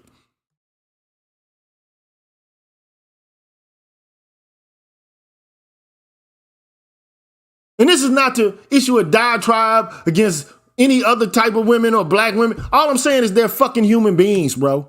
They have the same frailties and are prone to the same vulnerabilities as are men in the context of intimate partner relationships. And that they contribute to the phenomena called domestic violence. It's not just some unilateral machination that men have to dominate and have power and control over women. That's bullshit. It's cap. It's a fucking lie. And it's a lie that needs to stop being told. But you got a bunch of bitch-made ass niggas. And I'm saying it. I don't give a fuck what form they come in. Black nationalists, academic, gang banging. I don't give a fuck. It's a bunch of bitch ass niggas who will do anything a woman say. And be entranced by the tears. We got to do this shit on a case-by-case basis and understand the nuances that exist within the framework of the phenomenon. But right now, all we got is Lifetime channel approaches to the reality of violence within our communities. And it's sickening to me that all we got is Manichaean dualism in relation to this whole issue. That's all we got. We're going to bifurcate the world into the proletariat, the bourgeoisie. Okay, of course, the men of the bourgeoisie, the women of the proletariat, fight, fight, fight. Women didn't like it when they were put into the column of, the subordinate class or whatever the case may be, or the malevolent class of individuals on an ad hoc basis. So why would you expect men like it? Or approve of it? Or to acquiesce to it. And the funny thing about it is, this is the same group of motherfucking people who will talk about gender spectrums and performing gender across lines. There is no dualism. There's non-binariness. They don't have any other, they don't have non-binary thinking when it comes to how fucked up men are and how good women are. Because as the author of The Person Who Is Political said, women are really neat people. Man, cut that. Really?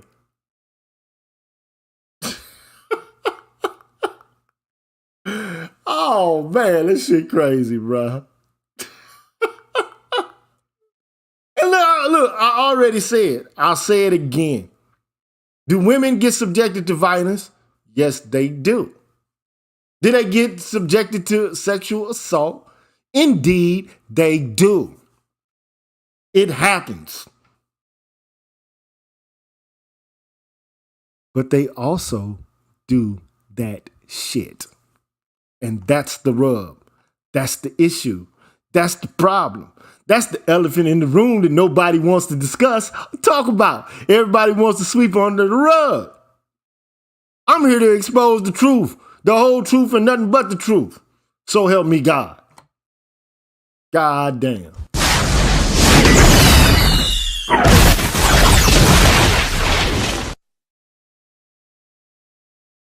Don't tell half the truth. Don't tell part of the truth. That ain't telling the truth. Don't expose part of the disease. Let's get to the whole disease. Let's get to all of it. Don't give me one side of the equation. Give me both sides so I can solve it.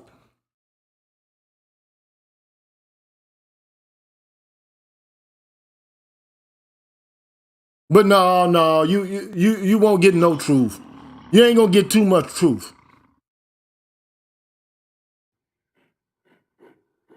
And that's one. I see you, Robert Dalton. Indeed, you're right, my friend. Because right now, you created a system where a woman can be a predator and then turn around and flip the script and make you out to be a fucking batterer when this bitch all along was the one creating all kind of turmoil and confusion.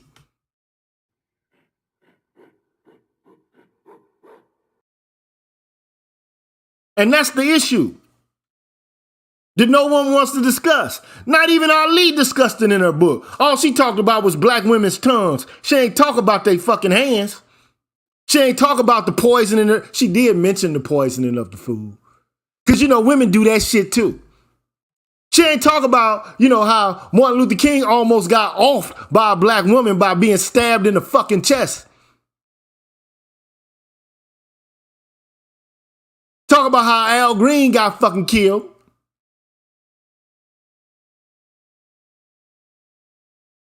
We ain't having them conversations. Those conversations, I guess, are too difficult to bear.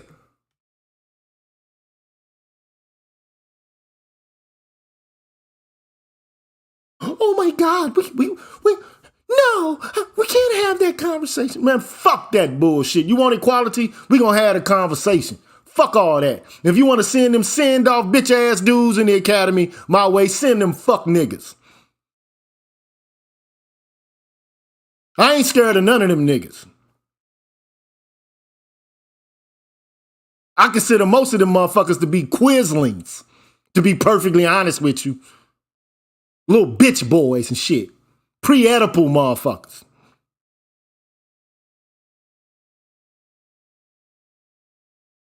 And that's just the honest to God truth. You can like it or love it, leave it, whatever.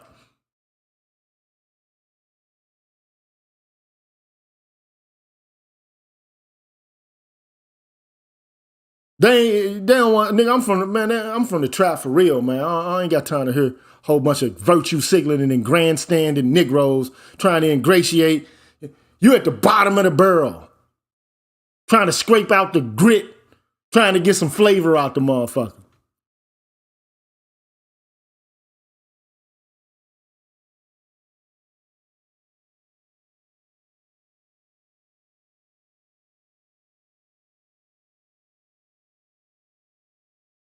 I hear you, Dr. Tree, say it's good to be a part of the team, be a part of the fam. Got my first job out of right on, my brother.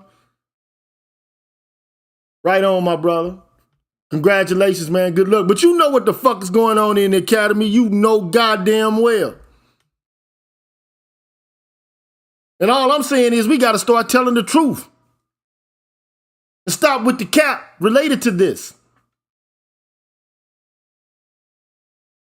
I told you what this is like. This is like trying to solve a health issue, going to the dentist, and the dentist only wants to look at part of the cavity, or he won't go into the roots. He's only going to do a surface excision of decaying material. And then with the expectation that he's going to heal, what's causing stress and pain within the context of the dental infirmity, the cavity. You got to get all of the dirt out of it and fill it in with something so that the pain stops. We're doing all this surface analysis to preserve the integrity and the dignity of womanhood, and all this shit is related to white men. They created this bullshit for the intense and express purpose of manipulating and subjecting women to subordination. That's why they did it. They created these angelic white women in order to keep them centered in the household. Prior to that, they said they was Jezebels and fucking Eves and shit. And witches and shit like that. They only came up with this shit in the Victorian era. Women are perfect and there are better halves and all this shit. They did that for the express intent of creating a patriarchal or maintaining a patriarchal system. That's why they did that shit. But now they throwing this shit back in our face like we supposed to accept it as the gospel.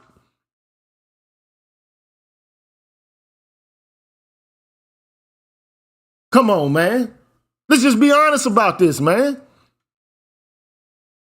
Anyway, the recourse to violence to resolve conflicts establishes a dangerous pattern for children raised in such environments and contributes to many other pressing problems. But we ain't talking We ain't having a conversation about the violence that children are subjected to by their mamas, especially in single parent families. We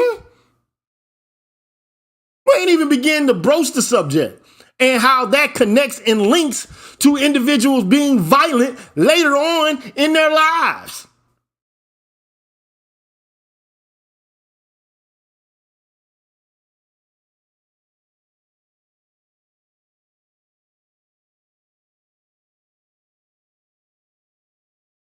You're basically teaching kids how to be violent by beating them when they do shit you don't like. And we all know what the phrase is. Let me escape this shit for a second. Let me get out of this. So all I'm trying to do is to demonstrate to you that yes, Shahrazad Ali was an inspiration for the retributive horn of intersectional theory. Yes.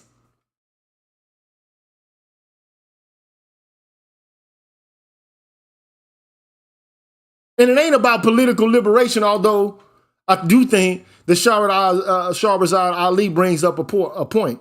Here's the point. How you gonna resist against racism for real when the instruments of racism are upheld by violence? And the very people who pose a violent threat to the system are neutralized and subordinated and made to be like little weenie motherfuckers and people that you continuously call the boys on. Explain how that shit works.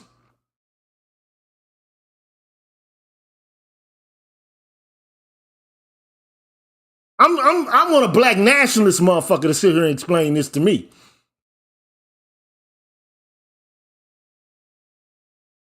How is that gonna work?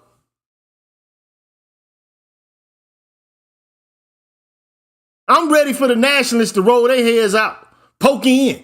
Come tell me how it's possible that we can resolve the issues if the issues created by white people are never addressed because our women basically solving our problems through white folks.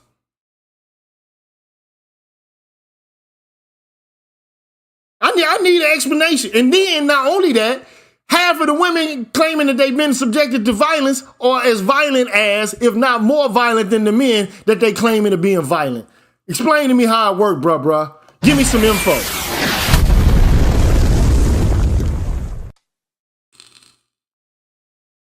You think twerking in front of white motherfuckers is gonna change the basic structure of the world in which we live? We're gonna change the dynamics politically by, popping the pussy at the master?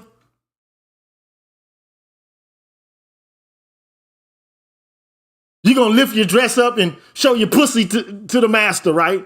And that's gonna scare him, right? He gonna change everything, right?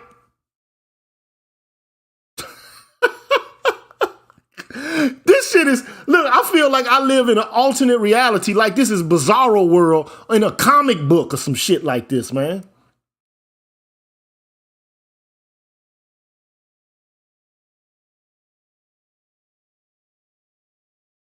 Explain it.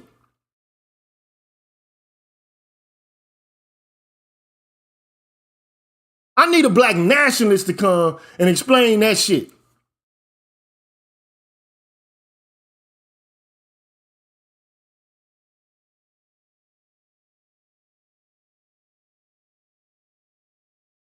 The first shit comes in early child development. Like that's the first thing that needs to be discussed. Because we need to stop beating the shit out of our kids. And maybe we wouldn't have kids that are so pathological in the long run. Maybe, perhaps.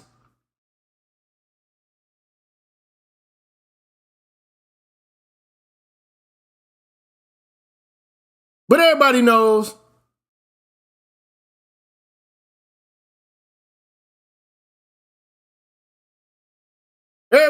what this acronym is. I'm about to show you the screen one more time. And then I'm about to get up out of here.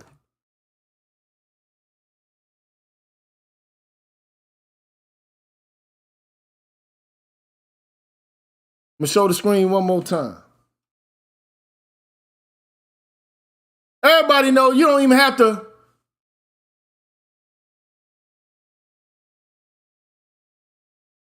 GYAITGDHBIBYMFA. Everybody knows what it means.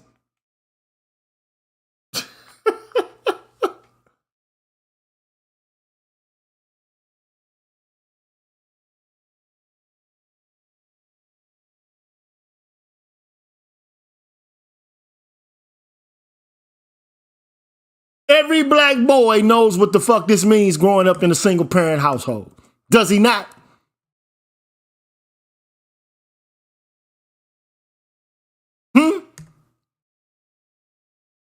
But you want little Raekwon to be trauma-free and shit. You want him to traverse the world treating everyone respectfully. First of all, you ain't turning him into nothing but a soft-ass pussy machine. A little fuck nigga with no values, no political orientation or nothing.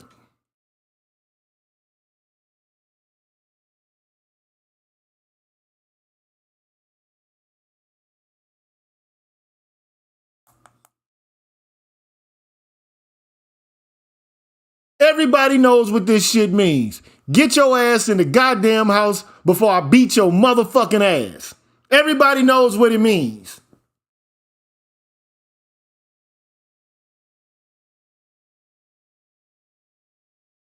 But we expect little kids that endure this bullshit to come up being respectful and to know how to operate in the world.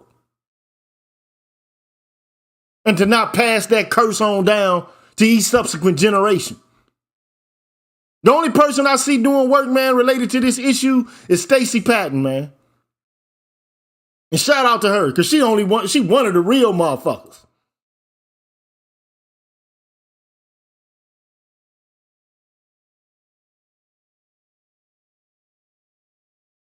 She one of the real ones.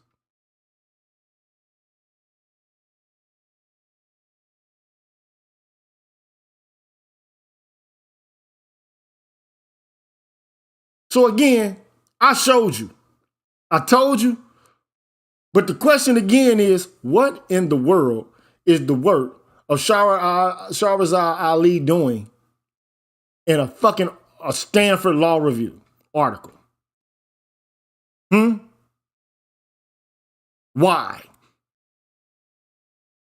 And then also, why didn't Shahrazad Ali tell the whole damn truth about what women are doing in the black community? She hinted towards it,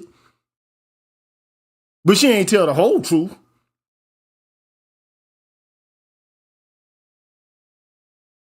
But the whole truth lies in the data. And the data demonstrates, I think, rather matter-of-factly, that women are just as likely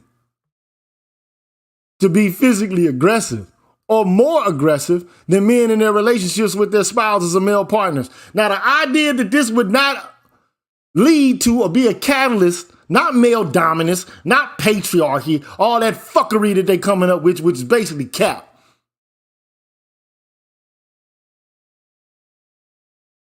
Don't you know violence begets violence? If you're violent, what the fuck you think is gonna happen? I mean, think about it, man.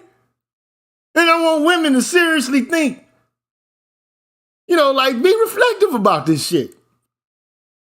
But they already know what the truth is about this shit, though. Most of them do. They just want the ability to be violent and to be able to use the state to subject you to punishment when you do with some shit they don't like.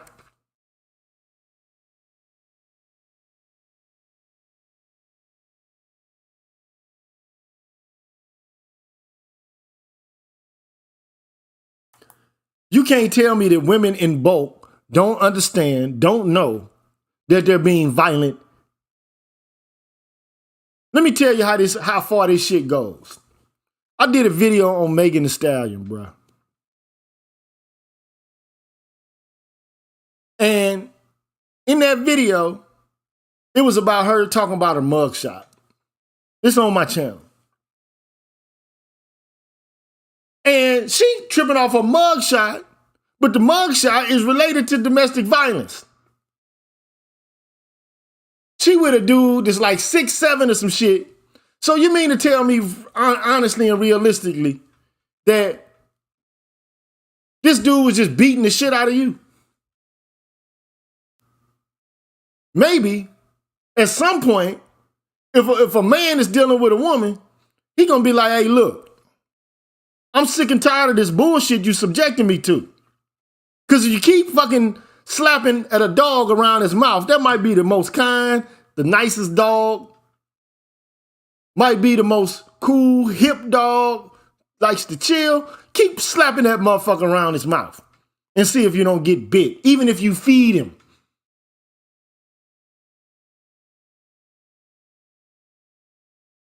Go poking around with a bear or some shit. Keep fucking with him. And I ain't saying men don't sometimes initiate assaults, but we know, by and large, man, you seen the studies, bruh. You seen it. You seen it.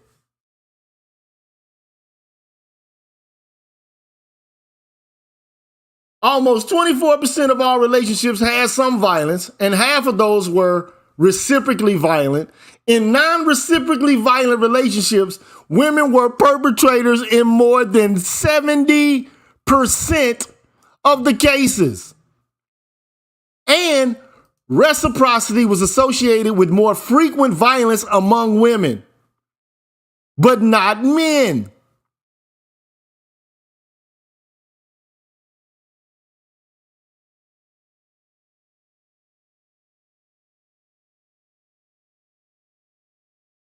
But we can't offer studies and shit. I mean, they got their own studies though. But like you saw, like what the origin of Crenshaw's arguments were. There's no social scientific data, just a bunch of shit from feminist theorists.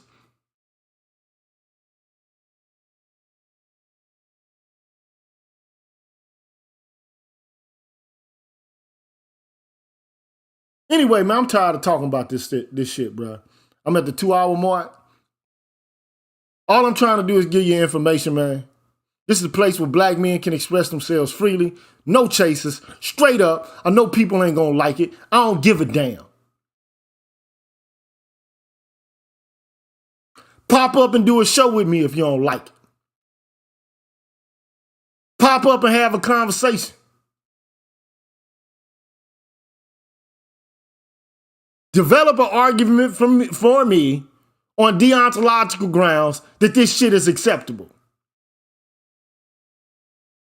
And that men need to take all of the blame for this shit. And to be subjected to carceral feminism because of it. Especially when the shit is capped from the outset.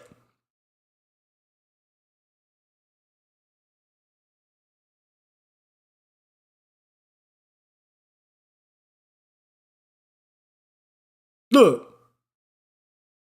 Regarding injury, men were more likely to inflict injury than women. And reciprocal intimate partner violence was associated with greater injury than was non-reciprocal intimate partner violence, regardless of the gender of the perpetrator. It just makes sense when you got motherfuckers going back and forth fighting. And you got a lot of women, man, that this is the way they was raised, bruh.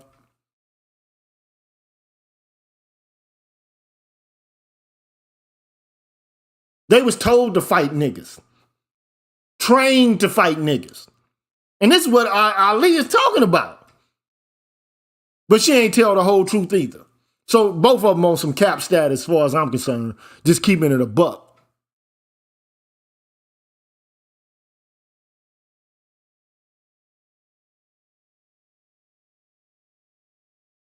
Just keeping it a buck. But I know I'm going to piss people off. That's all I ever seen to do, man, on YouTube. You know, I remain in perpetual shadow ban status. You know, every now and then they let a video get some bread or whatever the case may be. But, you know, how we going to solve the issue if ain't nobody really willing to speak about it openly and candidly? How we gonna get this shit under wraps and move forward and be a whole again if there is even a possibility of that? I don't even know if it's a possibility at the current moment, but you know, how we gonna get some shit straight if we can't even tell the truth?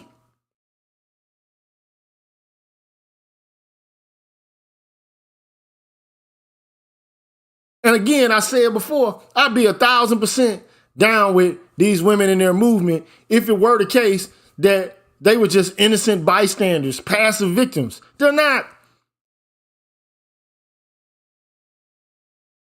They're human beings. They do fucked up shit just like everybody else does.